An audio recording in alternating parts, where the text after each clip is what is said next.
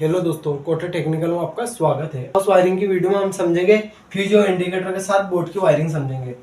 Fuse और indicator को किस तरीके से जोड़ते हैं बोर्ड के अंदर वो समझेंगे। दोस्तों अपना हाउस वायरिंग का कोर्स है, तो दोस्तों आपको हाउस वायरिंग की सभी वीडियो प्ले लिस्ट में मिल जाएगी। दोस्तों अपने समझे फ्यूज और इंडिकेटर के साथ बोर्ड की वायरिंग समझेंगे। दोस्तों आपको पता होगा अपना कोई भी न्यूट्रल फेस के माध्यम से अपने वायरिंग करते हैं। क्या करते हैं दोस्तों? न्यूट्रल फेस के माध्यम से। फ्यूज के बारे में बताता हूँ। फ्यूज के अंदर तार जोड़ने के लिए 2 पॉइंट होते हैं। फ्यूज के अंदर तार जोड़ने के लिए 2 पॉइंट होते हैं। एक से इन दूसरे से आउट किया जाता है। इसके बीच में एक पतला सा वायर बांधा जाता है। वायर का काम होता है शॉर्ट सर्किट या ओवरलोड होने पर धारा को कट करने का काम करता है। धारा को कट करने का काम करता है। उसी तरह बोर्ड के अंदर कोई भी शॉर्ट सर्किट होता है, अपने बोर्ड के अंदर कोई भी शॉर्ट सर्किट होता है तो ये इसके अंदर बीच में पतला सा वायर बांधा जाता है। वो अपने इधर उपकरण की सुरक्षा होती है। अपने उपकरण की सुरक्षा के लिए फ्यूज का प्रयोग किया जाता है।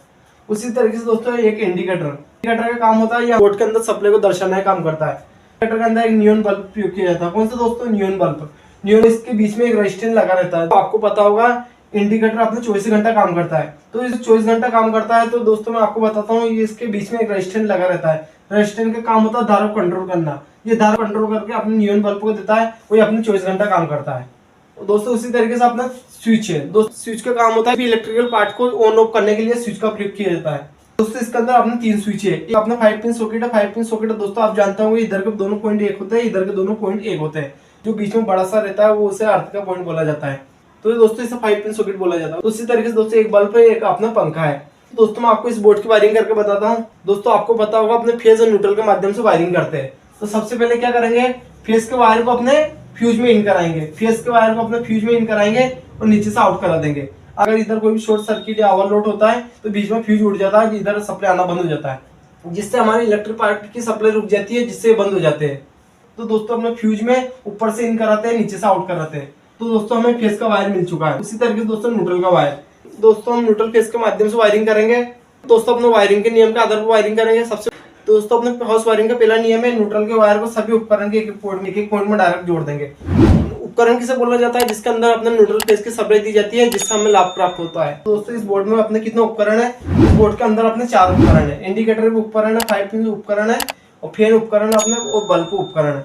तो इसके अंदर अपने 4 उपकरण है। न्यूट्रल के वायर को सभी उपकरण के एक पॉइंट में डायरेक्ट जोड़ना है। तो अपने 5 पिन सॉकेट को न्यूट्रल का पॉइंट दे देंगे। उसी तरीके से अपने फैन को दे देंगे और फिर अपने बल्ब को दे देंगे। अपने इंडिकेटर भी उपकरण है तो इसे भी अपने न्यूट्रल का वायर दे देंगे।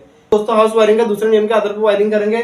अब अपने फेस का वायर की बारी है। फेस का वायर सभी स्विच के निचले पॉइंट में डायरेक्ट जोड़ना है। जितने भी स्विच अपने सबके पॉइंट में डायरेक्ट जोड़ना है। तो दोस्तों अपने फेस का नियम है, फेस के वायर को सभी स्विच के निचले पॉइंट में डायरेक्ट जोड़ना है।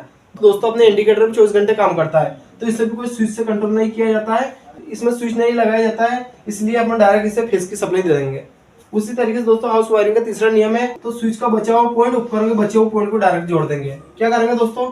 स्विच का बचा हुआ पॉइंट उपकरण के बचे हुए पॉइंट को डायरेक्ट जोड़ देंगे। जिस स्विच से जिस उपकरण को जोड़ा जाएगा वो उसी से कंट्रोल करता है।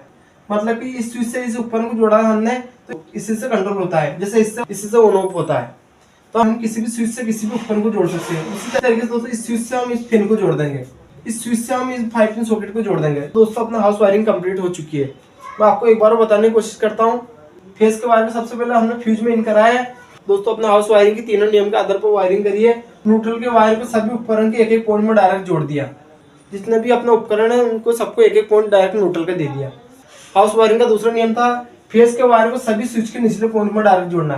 फेस के वायर को सभी स्विच के निचले पॉइंट में डायरेक्ट जोड़ना अपने हाउस वायरिंग का दूसरा नियम है। इंडिकेटर में स्विच नहीं लगाया जाता है। इंडिकेटर भी अपने 24 घंटे काम करता है, तो इसे ऑन ऑफ करने की जरूरत नहीं रहती है। इसे ऑन ऑफ करने की जरूरत नहीं रहती है। तो बोर्ड में सप्लाई को बताने का काम करता है इंडिकेटर। तो इसे भी डायरेक्ट अपने फेस की सप्लाई दे देंगे। तो अपना हाउस वायरिंग का तीसरा नियम है, स्विच का बचा हुआ पॉइंट उपकरण के बचे हुए पॉइंट को डायरेक्ट जोड़ देंगे। स्विच का बचा हुआ पॉइंट उपकरण के बचे हुए पॉइंट को डायरेक्ट जोड़ देंगे। जिस स्विच से जिस उपकरण को जोड़ा जाता है वो उसी से कंट्रोल करता है, उसी से ऑन ऑफ होता है। दोस्तों मैं आशा करता हूँ आपको वायरिंग समझ में आ चुकी होगी। अगर दोस्तों आप चैनल पर नए हैं तो चैनल को सब्सक्राइब कर लीजिए। साथ में बेल आइकन का बटन भी दबाइए, जिससे हमारे आने वाली वीडियो की नोटिफिकेशन आप तक पहुंच सके। तो आपको इस वायरिंग संबंधी आपको मन में कोई क्वेश्चन है तो कमेंट कीजिए। दोस्तों मैं आपको एक बार अच्छे से समझाने की कोशिश करूंगा। वीडियो देखने के लिए बहुत बहुत धन्यवाद।